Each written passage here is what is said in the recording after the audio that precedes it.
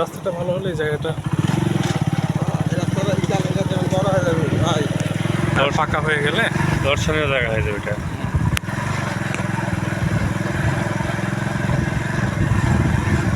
আমরা এটার নাম করে দেবো বলে মিনি ঘুঘুডাঙ্গার নাম করে দেবো আজকে।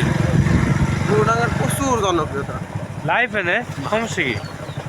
হ্যাঁ লাইভ নিব পরে নেবো এখন এই জায়গা এখন ভাঙ্গি লাইভ এত সুন্দর একটা জায়গা, মনোরম পরিবেশ, সেই অস্থির।